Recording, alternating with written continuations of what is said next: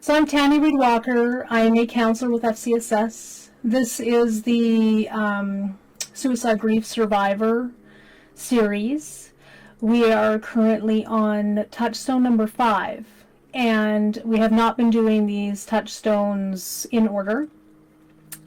There's a couple of reasons. First of all, as I was going through the first few touchstones, I realized that it's really important for you to know how to take care of yourself and how to reach out for help. So that would be touchstones 7 and 8. And because I talk about taking care of yourself and reaching out for help so much, I realized I should probably have those earlier on in the series. This also is good because a lot of the time our basic societal view of grief is there's stages that you go through, and once you're finished in one little stage, you move into the other little stage. And that is not how this works. Grief is not linear. It's like a ball of 5,000 pieces of string put together, and they're all entangled, and it may look like this piece is on this end and it's just going to wrap around a couple times, but then you find out it deep dives in and it mixes. Anyway, it's complicated and it's kind of messy. And so doing this series in a little bit more of a messy, in out of order kind of thing is really, really appropriate.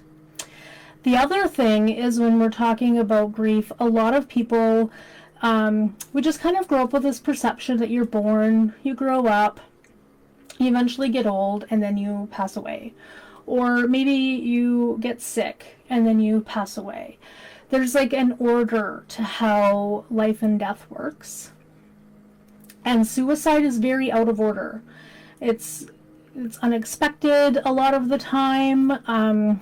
It's not at the end of a physical health journey. It can be, but it's not usually. I shouldn't say usually, but there's different ways that a person can get to the point of having a suicide death, but it's not within our normal way of thinking.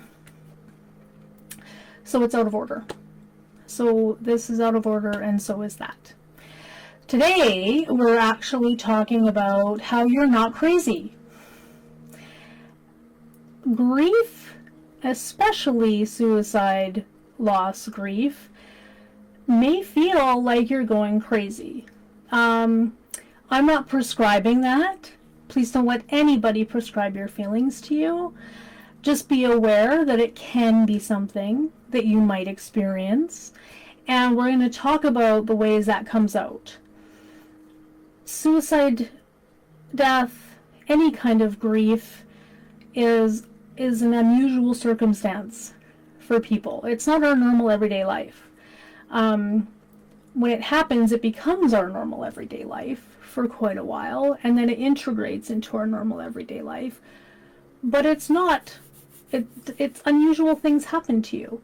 But those unusual things that are happening are usual within the grief journey, if that makes sense. So, as always, I'm going to say, please be compassionate to yourself. But let's talk about the ways that you may feel like you're going crazy. Oh yes, and before that, my favorite person for talking and for learning about grief and grief journeys is Dr. Alan Wolfelt. He has a Center for Loss and Transition in Colorado. He has many, many books. The suicide buns he has are the Wilderness of Suicide Grief, Finding Your Way. This is a lovely little hard copy. It's nice and small. I highly recommend it. There's a more in-depth one, Surviving Your Suicide Grief. This is the one I go through quite like a little bit more in depth with you. And then there's a companion journal. I think the companion journal is lovely, especially if you don't have access to counseling, if you don't have access to groups. Maybe you're just a really internal processor, and internal processors, you still need to get this stuff out. That is part of mourning. It's moving the feelings, the images, the ideas, all of the things that are grief and are inside you, moving them out. So this might be a really great thing for you to do, is work on that journal.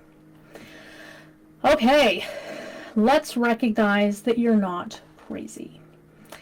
I think that every single person I've ever talked to has asked if they're crazy for thinking certain things when they're in the grief experience.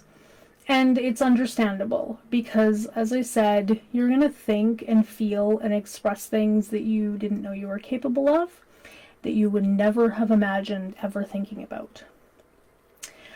And it's a natural response to this trauma that's happened. You've had something that feels very unnatural happen to you. And often it's scary and it's very disorienting. And there's so much that comes with that.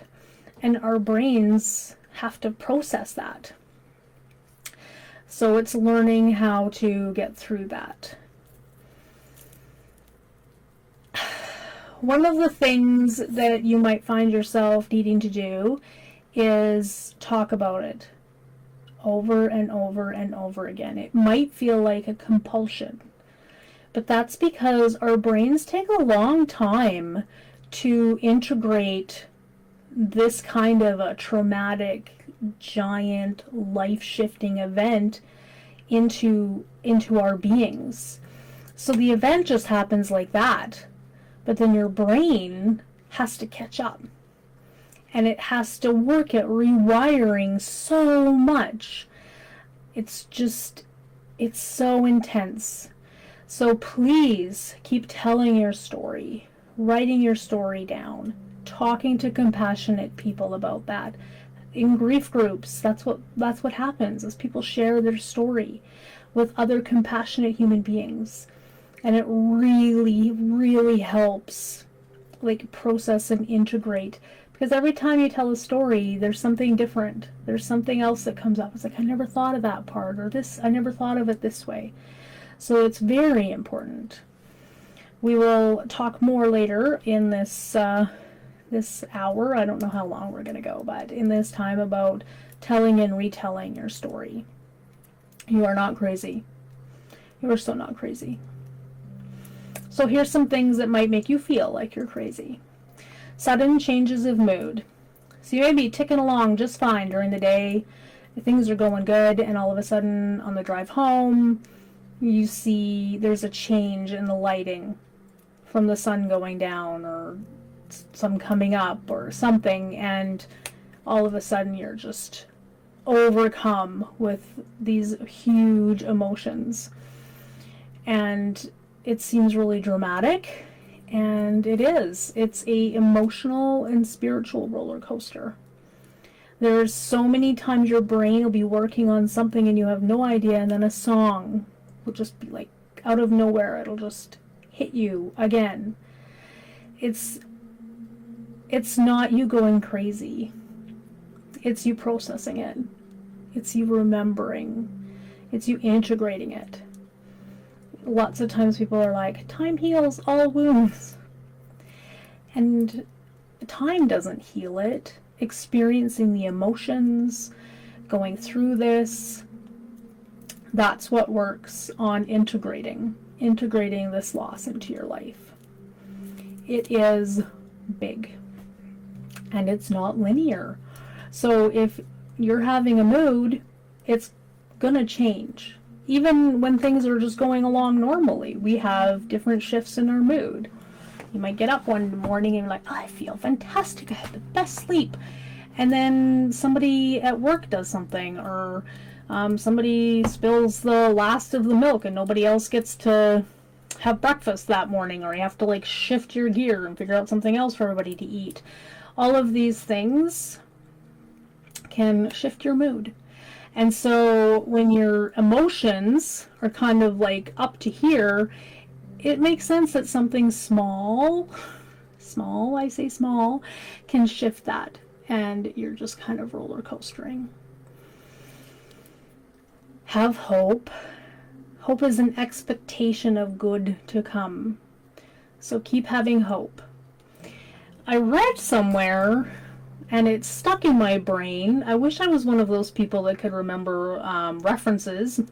If somebody could look that up, that'd be great. But that emotions generally tend to stick with us for about 12 minutes and then they shift into something else. And we can force ourselves to kind of try to stay in that emotional state, but for the most part, they shift. So paying attention to your emotions, those great big cries usually don't last for a whole 12 minutes. You might cry, and then you might have like a couple of minutes reprieve and then cry again. But know that there is a shift, there is a break, and it's going to change depending on who you are. So be kind to yourself. Put your hand on your heart and feel that warmth and that heart beating. And know that you're okay and you're not crazy. Even just doing that for myself helps. Okay. So express yourself when you're having the shifts. Another thing that can happen is you get a memory lapses and time distortion. So when your brain is busy rewriting everything, trying to figure out your new role in life, what happened, what's going to happen, oh my land, to all the things, it makes sense that you're going to forget stuff. You are. And you can write it down, but mostly I ask you to just be patient.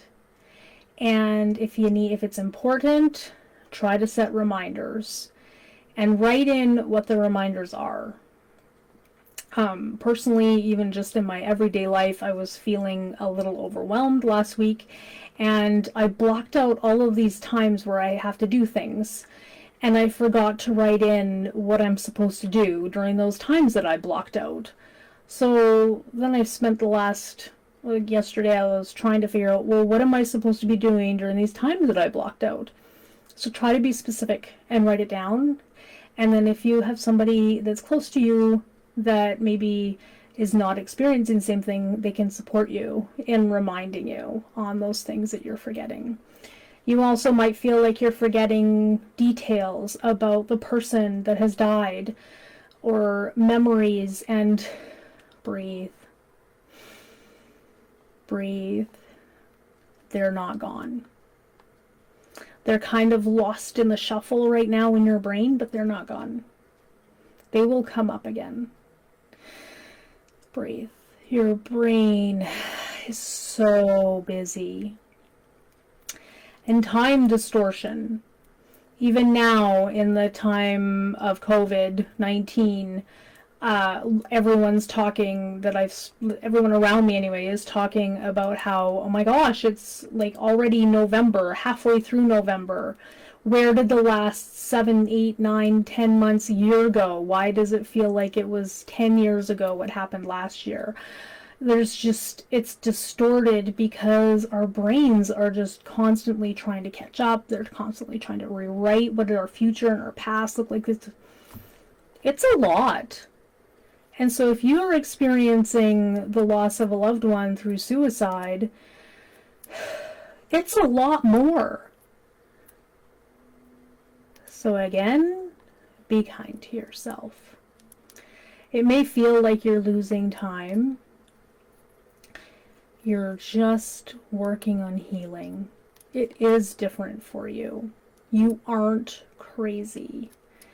Write things down, set alarms, have reminders, and if you forget something, be compassionate to yourself. It's okay.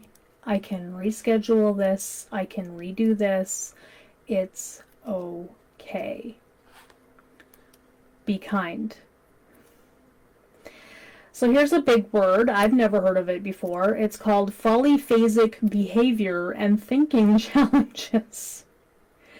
So polyphasic behavior, as we're all learning today, is the word for when you start doing something and then you forget what you're doing. So you do something else. Lots of people joke about this happening to them as they get older. But I wonder, if as they get older, we're carrying more grief and more transition and more loss. So wandering around and going to get, so I might start to make tea. And then because I'm waiting for the tea kettle to do something, I wander into my bedroom and I start making my bed. And then I hear the tea and I'm like, oh yeah, I forgot I was making tea. So I went and I made tea. And then 4 hours later, I go to my bedroom to get something out of there and I'm like, oh, I was halfway through making my bed. You will find yourself doing these things. Wait, you may find yourself doing these things. You're not crazy. Your brain is busy. We have these amazing computer-like, better than computer-like things in our heads.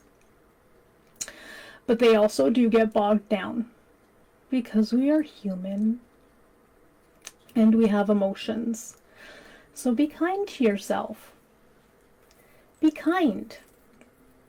And your thoughts may be scattered.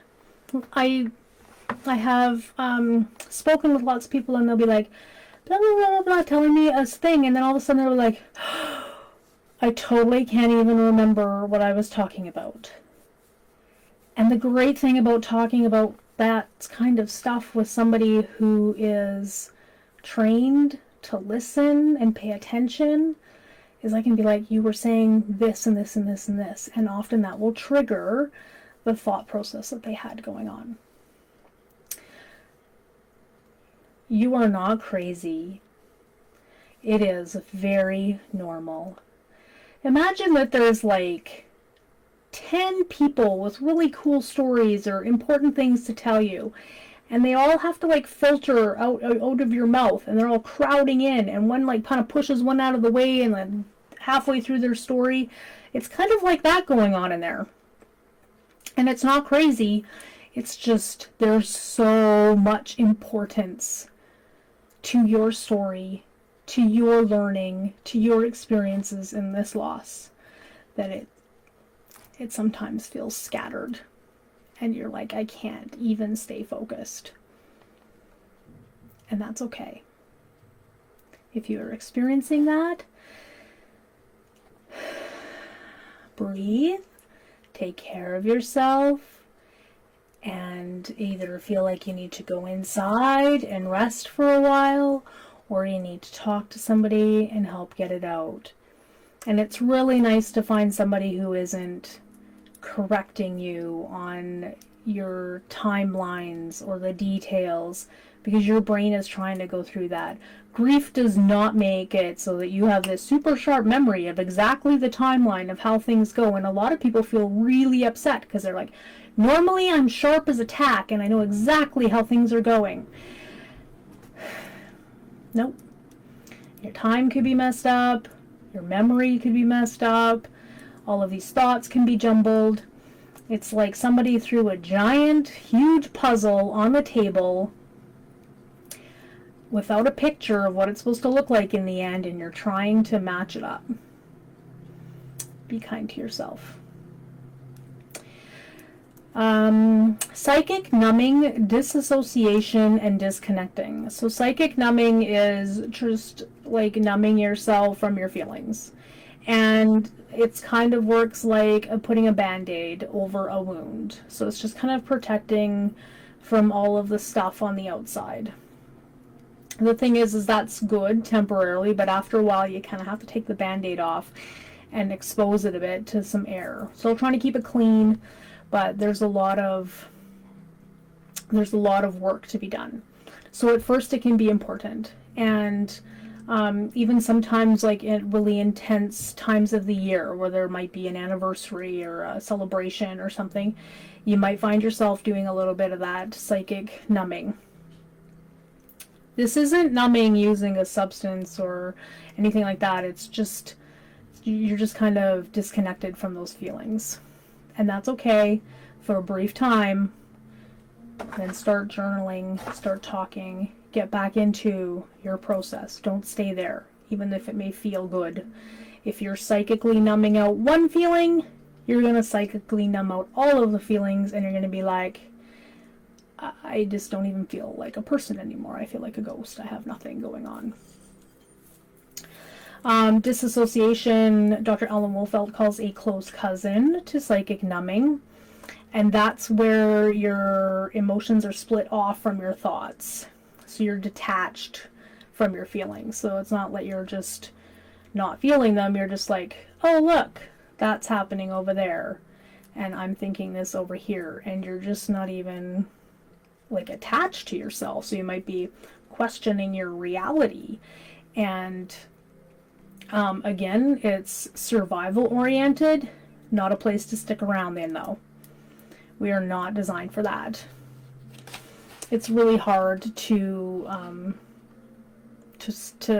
understand that sometimes. Disconnection is when someone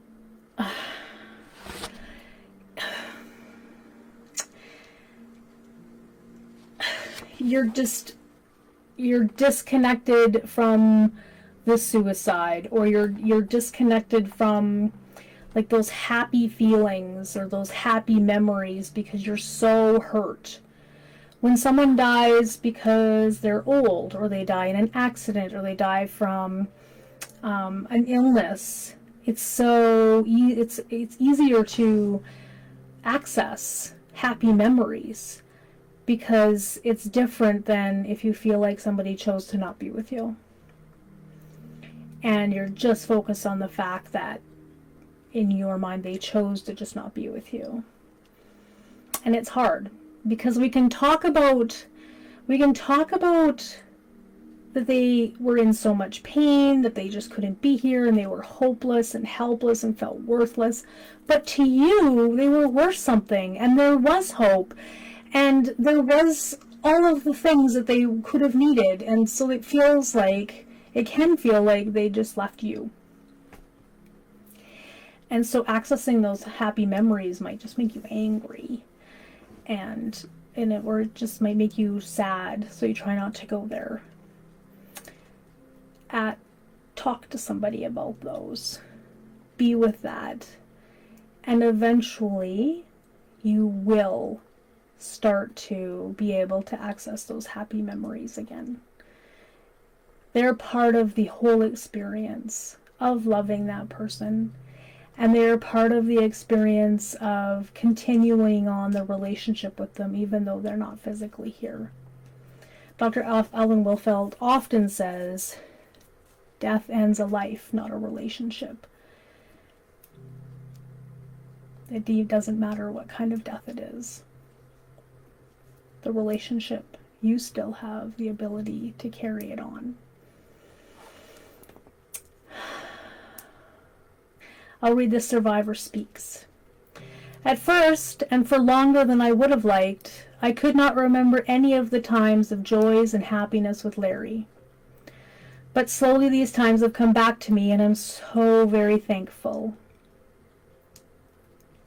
Sometimes I feel what I learned to refer as sappy, sad yet happy at once. And sometimes now I'm totally happy as I recall his smile and how he made me laugh, even when I didn't like it. And that's it.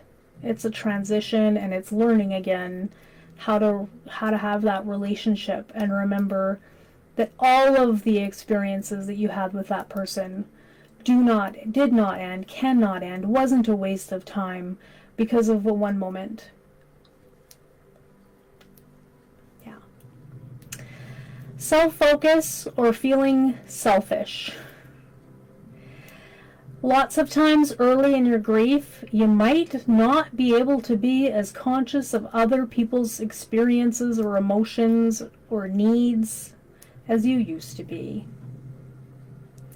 You may not want to listen to what they have to talk about. You may not want to hear about their challenges or their problems, and you may feel like they're just not as important and they pale in comparison to yours.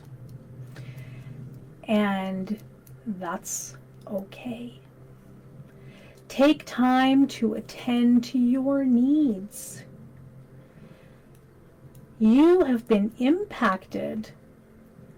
If you had been hit by a car and your hip was broken and your shoulder was broken and you had a concussion and you just couldn't walk very good and your back was out, you would not be expected to go do a lot of things, to experience a lot of things with people. You have emotionally been hit by a car. And you can experience so many different things. So take the time to be selfish. I abhor the word selfish. I find often selfishness is just people needing to do self-care and practice self-care. Selfish is when you're purposely doing things for yourself and it hurts other people.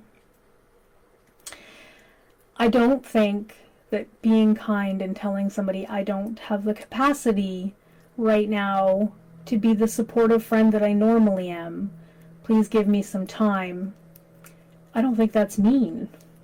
I think that's compassionate and kind and super healthy boundaries, and it will help you weed out the 1/3, 1/3, 1/3, which is 1/3 of people will be harmful, 1/3 of people will be neutral and just don't even really, exist, and then the other one is the 1/3 that may be helpful for you. And once you put your boundaries in, you will find out who the helpful people are. So focusing on your own healing is not crazy, and it's not selfish.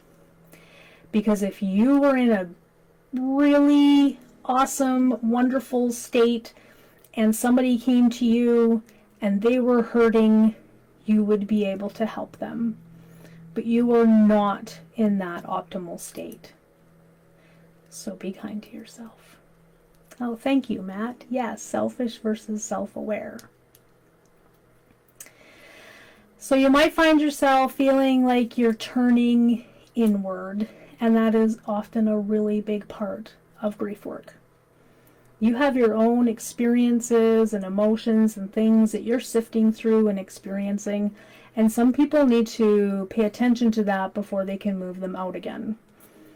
I am one of those people that are an out loud processor, and I need to talk about them out loud. So right away, some people need to think about it first and go inward. If you have people that you are normally taking care of, so dependent children, maybe dependent other people in your world who are dependent on you, please reach out and get support for helping those people. It's not selfish. It doesn't make you a bad person. It means that you are doing the best to take care of yourself and reaching out for others to help support. It's that village. You would be part of other people's village when you're feeling optimal, and now let yourself be supported by your village. Look to people to assist.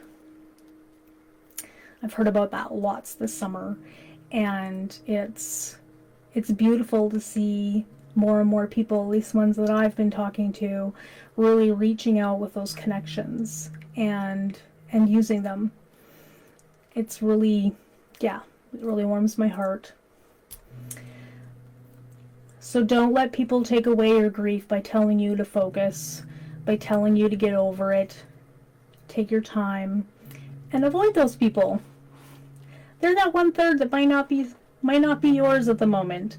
Maybe in the future they can be, but right now they are not being supportive. So you are going to be temporarily focusing on yourself. And then as time goes on, you might still need to take time to take care of yourself. I think self-care is something that we should incorporate into our worlds, and it's not going to look the same every time. Anybody that ever wants to have a conversation about self-care, please contact me. It's like my favorite topic. So I talked a little bit before about rethinking and restorative retelling of the story. And it's really important. It's important to retell the story. It's important to hear it in your own voice and to be able to add to it when it needs to be added to, And it's really important to find people who are willing to create space for that story as it expands without questioning you on the timelines and your feelings and different things, because your brain will add in and remember things and then change it as you grow and change. And it's really important to be able to do that. You want to be able to grow. You want to be able to integrate it. You want it to be, instead of, it might start out like this and then it's going to expand. And that's really, really helpful. That's part of mourning. That's getting it out. You're just trying to integrate this into your life. So tell your story. It helps connect your head and your heart. Your head knows. I hear lots of times, I know what happened. I know this is a thing. But your heart's like protesting. So telling the story helps connect those two. Bring them together. Don't be upset that you're retelling it and it's compulsive.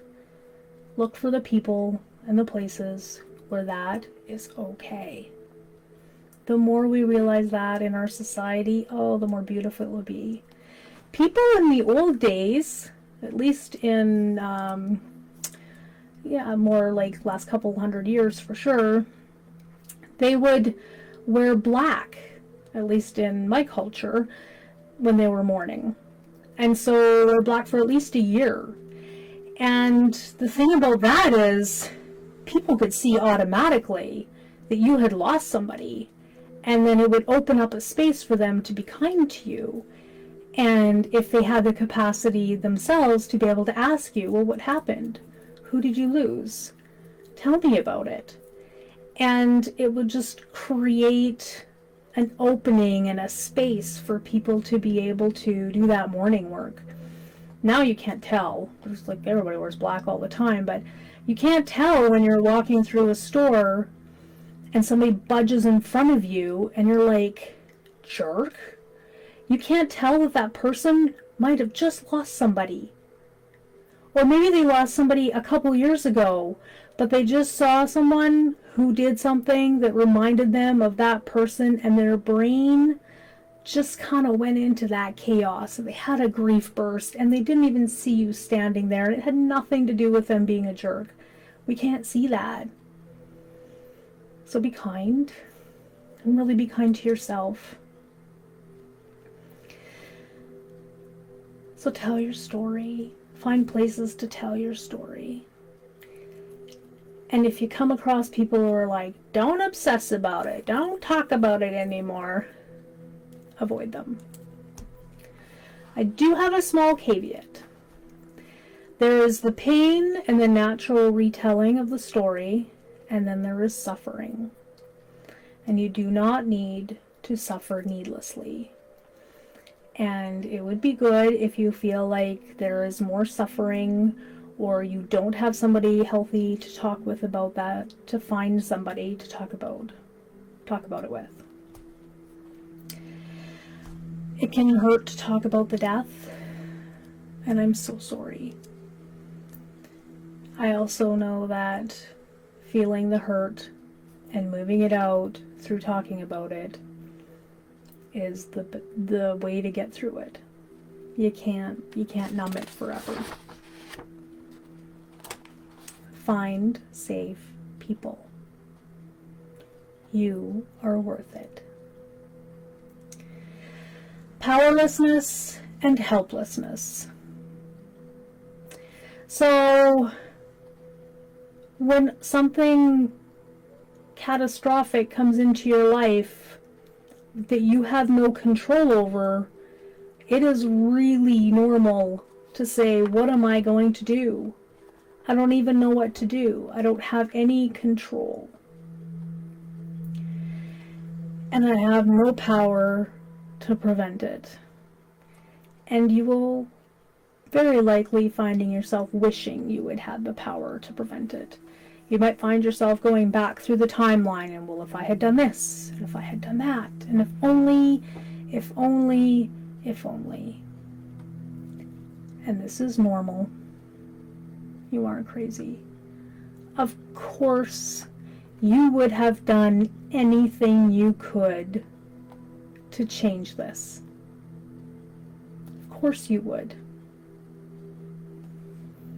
So feeling powerless and helpless is normal, and it's natural, because you were powerless to change it.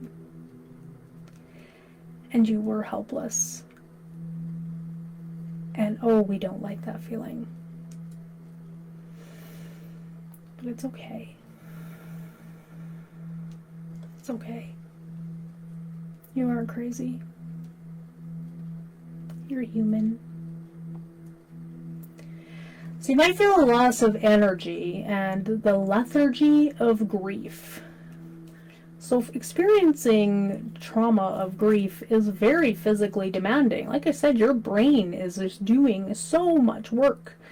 And your body is like, we need to slow down. We can't keep charging ahead. We can't keep learning new things. We can't be putting ourselves out into life and situations that could be dangerous to us. We need to stop and process this. We need to chill. And so you might feel really tired. And you might not feel like doing anything. You might feel a little frozen. And instead of being mad at your body, I suggest saying, thank you, body. Thank you, thank you, thank you, body, for reminding me to take care of myself. Thank you, thank you, thank you, body, for not letting me go out into the world and do things that could be dangerous to me right now, because I have bad memory, because I am not thinking clearly. For so many reasons. Thank you, thank you, thank you, body. Try it. Try telling your body, thank you. Thank you, body. See how that feels. You might have a feeling of, in the time shift, life before the suicide and life after the suicide. It might feel like you had the weirdest, most horrendous reset switch ever happen to you. And all of time before is different than time after. So this won't happen to all people, but it can happen to a lot. And this is not crazy. This is perfectly natural. I have times in my life where I'm like, before this happened or before that happened? When exactly did this occur? And it's how we mark time. It's a horrible event, and it changes so much, and it makes a lot of sense why you would feel like there was a definite before and after. So take care of yourself and be kind to yourself and realize that you're not crazy. Expressing feelings more openly than in the past. So when you've had a suicide death, lots of times with other types of death too, but you suddenly realize you don't know. You don't know when you're going to get to say I love you to that person again, or if you are. You don't know if you want, you don't know if they know the things that you love about them. And so suddenly you might find yourself telling people, I really love this and this and this about you, or I appreciate this and this about you, or simply, I love you. And keep with that. Keep it. Keep it going. That's not crazy. That's an appreciation for what you have still. And it's really awesome to acknowledge the people that you love and care about. Especially that 1/3 that sticks with you. Tell them. Tell them, tell them, tell them. I would love it if we created a culture where we told people all the time what we appreciated about them. Wouldn't that be beautiful if when people talked about things, they could talk about some of the good stuff that's happening too, instead of, hi, how's it going? Yeah, things are good. And then all of a sudden you're like, I have nothing to talk about. So I'm sorry that this has triggered, maybe, I'm not sorry that it's triggered you expressing your feelings more openly, but I am sorry that it happened. I wish that you were able to express that before. You might have grief and loss overload. Lots of times when there has been a death of any sort, there's been other things that have happened too. So it could be job losses, divorces, illnesses, children leaving home. Lots of other things can happen on top of a suicide death. Lots of times when people come, they're like, here's the list of everything that's happened. And all the other things may happen within the course of a life, and that's, you can kind of navigate through them. But once you add this other great big thing on top of it, it just compounds, and it's overwhelming. And you may feel like you're going crazy. You may feel like you're not going to be able to get through it, and you are going to need extra special care. Yeah, always need the extra care. When you're going through a lot, you need more. And if you don't have more, please find it. Look for it in groups online. Look for a counselor or in-person groups, church groups, people that fulfill you and support you. And you may feel like you don't have any time, but let me tell you, you don't have any time if you don't do it. If you don't take care of this, your body will tell you. It will shut you down. The lethargy of grief. So many other things happen. So please take care of you. And please know that you are not going crazy. You are human, and it's been a lot. So take the time. Grief bursts, pangs, or spasms.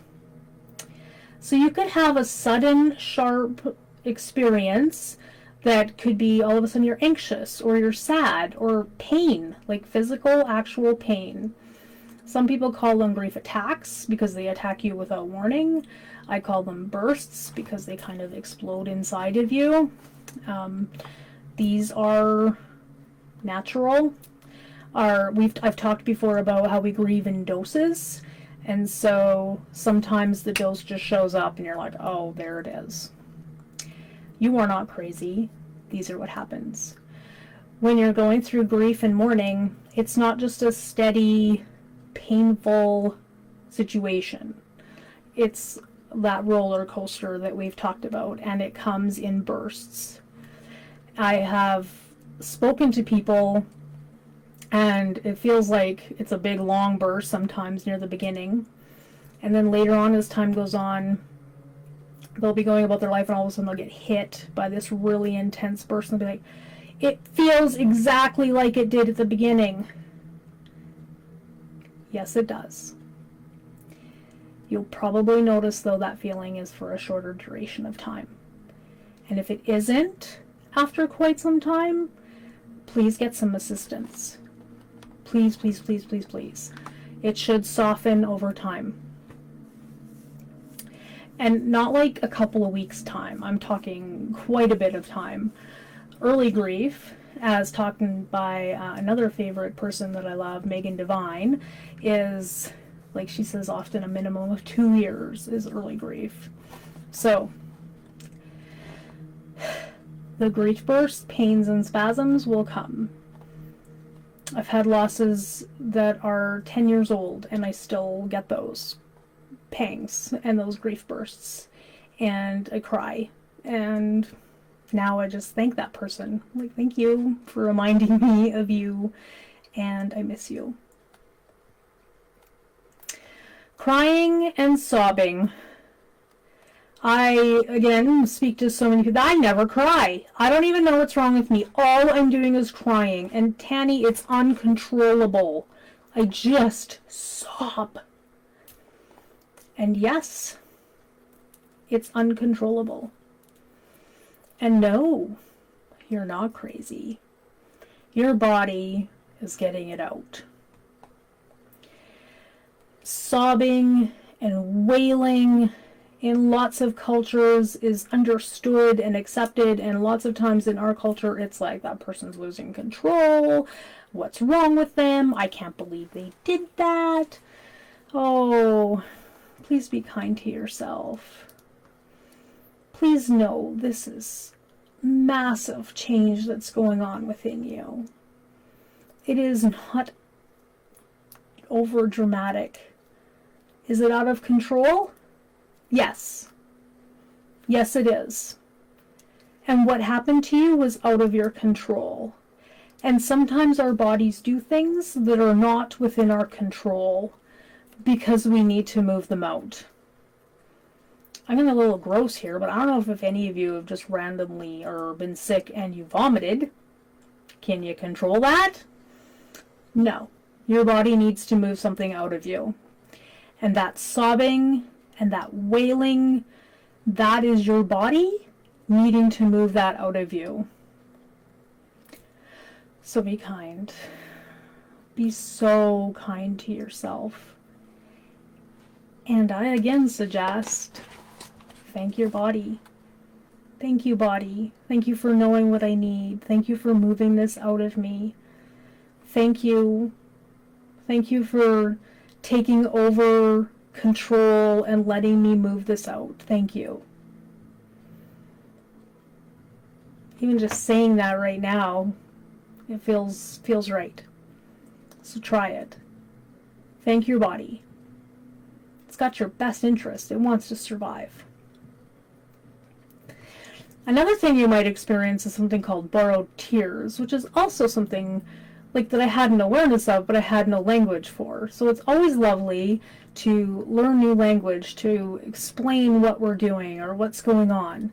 Because I feel like if we have the language for it, we have the capacity to talk about it and process it better and accept it and understand it and just incorporate it. So you might cry because of your own thoughts or memories or feelings, but there's this other thing that happens, and I actually kind of prescribe this to people a lot within counseling, and it's called borrowed tears. And borrowed tears is where you're watching, I don't know, for me it was always like cell phone TELUS commercials. I don't know, we should probably not use specific commercials. But anyway, there were commercials about really touching like family connection, and like they're in an accident or stuck on the side of the road and they open up and their parent had left them a cell phone and they can call, and it's like, oh, and I just catch myself crying. I was like, really? Where is this coming from? Or like just where you're watching something or hear something or you see somebody else having this touching moment and all of a sudden you're like crying. Like it's not even yours, but you're crying. And this is borrowed tears. So you could be up to here and you're just not sure how to get that out. Your heart and soul are tender and hurting and extra sensitive, and so these other experiences just tip you over. And I love them. I know it may feel like you're going crazy, but those things, sometimes we need to borrow somebody else's thing to focus our tears on.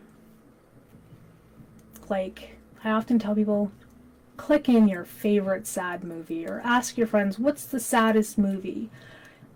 Mine was, there's this movie called It's a Beautiful Life, I think, and it's in Italian, and it's, oh, so heartbreaking, and it just, I needed it. The one time I was just like at max, I couldn't even, and it just helped me cry. Back to our door to our pain. That's a great way to say it, Matt. So we use the borrowed tears to open the back door to our pain. Awesome. The next thing is linking objects and memorabilia. If you find yourself clinging on to something that smells or reminds you of the person that you've lost, Do not let anybody tell you when to let go of that, if ever. It's yours. Sometimes we need reminders of their physical existence. When you're giving away things, you're giving away evidence of their life, that they existed. And your experience of when you're able to do that is yours. Sometimes we need those physical things around us because we don't trust what's in our mind. We don't trust what's in our heart. We don't trust our memories. We're not sure about our relationship that we've carried with that person that's passed on. It's kind of in transition. It's like when your partner goes away for a business trip or something and you're like, I need your pillow here. It's because there's a transition period where they're not there. This is a lot longer, obviously, and it takes more integrating and realizing, okay, I have a relationship that transcends this physical. And that's a lot. That's a lot for us to comprehend and work towards. So be kind to yourself and keep your objects and your memorabilia as long as you need. You don't need to rush. It's yours. And it might feel like it's something that you really, really need to hang on to. So we do need to talk about creating shrines though. So if you're the person that has left everything exactly as it was when that person left, and deep down harbor the hope that they're going to come back, after a certain amount of time this should ease off. You should be able to go into the space and change it. And if you can't in the future, there might be some work you need to do. And I suggest you talk to somebody to see if you can change that.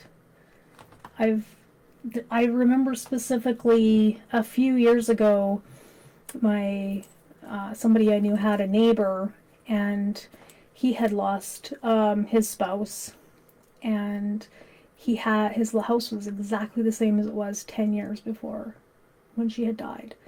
Like, there was dust on everything because he wouldn't touch anything. He was very lonely. So please, if you know somebody like that, or if you're experiencing that, please reach out. There's more. There's work you can do. You can move that out. You can have a life.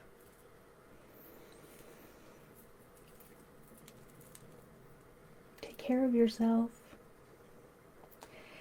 The next thing is carried grief from prior losses. Because of our society and because of so many myriad of things, lots of times we'll find that there's other grief that we didn't experience or acknowledge or mourn out of us, and now you're like, why am I not thinking about this situation? I'm thinking about other situations, or why am I numbing out? And you might need to find somebody to help you go through the griefs from the past to move towards today.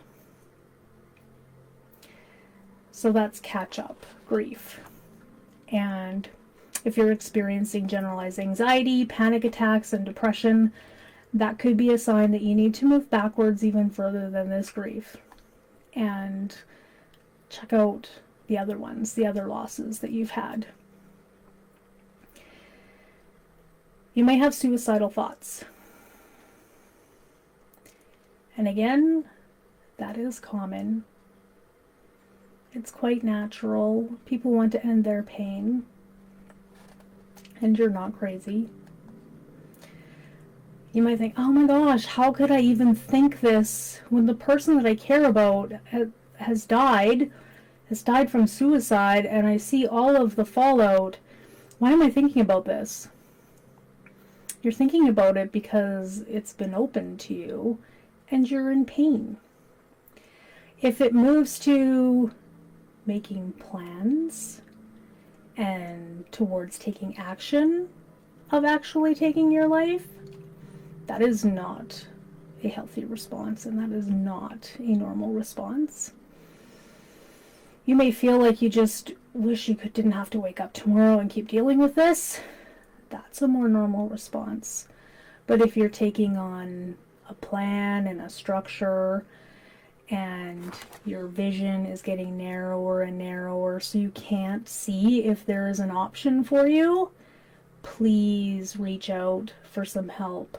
Please, please, please. There are options. If you're watching a show or you're ever in a physical, actual tunnel, you know there is a world outside of that tunnel. There are two ends, or at least one end to the tunnel. You can turn around and get out. Find somebody to help you with that, please. It's very important. You may have dreams or nightmares. So our brains are busy, and the beautiful thing about dreams is you can connect with your loved one in your dreams. The alternative side is also you can have nightmares where your brain is trying to process and move the grief experience out of you. Dreams and nightmares are both normal. You aren't crazy. Your dreams are going to very often reflect your grief journey. And you can write them down, you can share them. And if you're having scary nightmares, please talk to somebody. Maybe you can work through some of that grief process and that mourning process outside in the light of day with a person so that your brain isn't trying to figure it out at night and scaring you. Because sleep is important. Mystical experiences. This is, you're not crazy. These are your spiritual connections. These are the beliefs that people have and the signs that they see that's creating the new relationship. I know people that see birds. I personally connected with the finding dimes on the road or when I'm walking. There's all kinds of amazing experiences people have told me about, and it's part of that love. It's part of that continual relationship. Death ends a life, it doesn't end the relationship. So you're creating a new relationship, and you're just sensing things on a different level. You're not crazy. I really hope that your mystical experiences bring you comfort, hope, and you feel that love. And if you're concerned because you're not feeling them, be kind to yourself. Everyone doesn't have the same experiences. And if it's a really big concern, talk to somebody. Talk to people about it that are open about it. And they might help you open your eyes to see something. Anniversary and holiday grief occasions. Oh, when you get to these times and you realize that person's not there and you didn't know last year this was not going to happen ever again. There's all kinds of times where we're supposed to be happy and joyful and you're remembering and you're having grief bursts. But I also ask you to remember that it's not linear and the emotions don't just stand in isolation. So be kind to yourself. You can make space for it. You can anticipate it. You can have rituals and all kinds of amazing ways to get through this. But I always ask that you be kind. And if you feel like you can't do the situation the way you did before, there's that time thing again. That's okay. You're going to make new. You're going to make new. And this year, it might be really small, but that's okay. Everything changes. And surprisingly, you might find that you think you have forgotten or you aren't experiencing that kind of those feelings or anything, and then all of a sudden you're like, why am I feeling so awful this week? And it's like, oh, this was a significant time. Your body, your internal clock can often remember things that you don't. Again, be kind.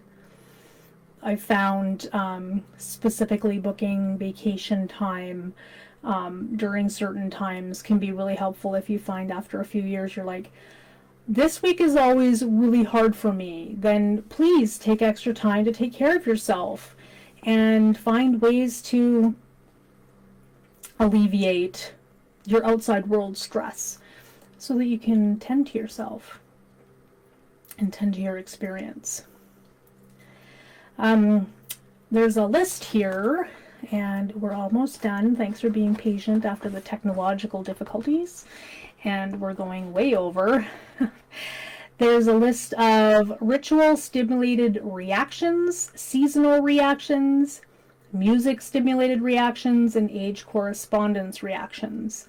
So some of these things I've spoken to kind of generally over through this video and other videos. We're going to go specifically into them just a tiny bit. So ritual stimulated actions are things like gathering for family dinners or a Sunday brunch. I've talked to people who are like, what do you do on Sundays when everyone gets together after church? And this may have been a special time with that person that you knew was a regular thing. Again, you might feel extra grief, you might feel extra lethargic, you might not be able to participate in those things for a while, or maybe you need to participate in them more. Be kind to yourself and realize you're not going crazy. This is very natural.